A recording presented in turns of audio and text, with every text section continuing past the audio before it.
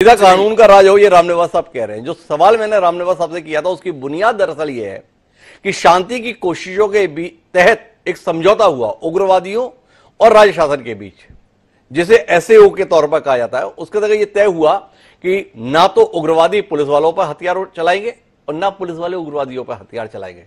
तो हथियार तो हाथ में है पर आप उसका इस्तेमाल नहीं करते थे। कमांडोज जो पुलिस के, उनका सवाल इस बात को लेकर है, ऐसे हथियारों का मतलब ही क्या जो हमारे हाथ में तो हैं पर हम अपने ही लोगों का बचाव नहीं कर पा रहे, इसलिए उन्होंने हथियार को उठाने से भी इंकार कर दिया। ये सीधा सवाल आपसे यह है कि आप देश में मजबूत सरकार चला रहे हैं, ऐसा बताते हैं। मणिपुर में भी आप दमखम के साथ सरकार चला रहे हैं, ऐसा बताते हैं। और इतनी दमदार सरकार होते हुए भी मणिपुर के मसले पर ऐसी लाचारी दिख रही है। और लाचारी का स्तर यह है कि पुलिस वाले हथियार तक उठाने से इंकार कर दिए। जिस सशस्त्र बल विशेषाधिकार कानून की समाप्ति को आप उपलब्धि बता रहे थे, वो कानून दोबारा लागू करने के हालात बन रहे हैं।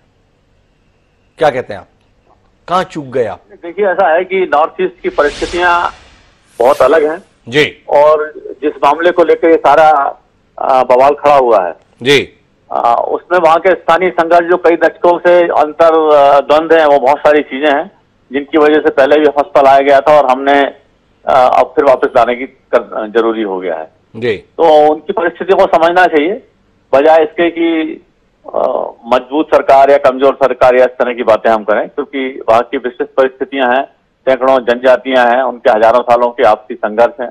और ये जो सारा मामला है, ये हाई कोर्ट के एक टिप्पणी के बाद पैदा हुआ है और उसमें जो बहुत सारी फोर्सेस काम कर रही हैं, जिनको आप भी समझते हैं,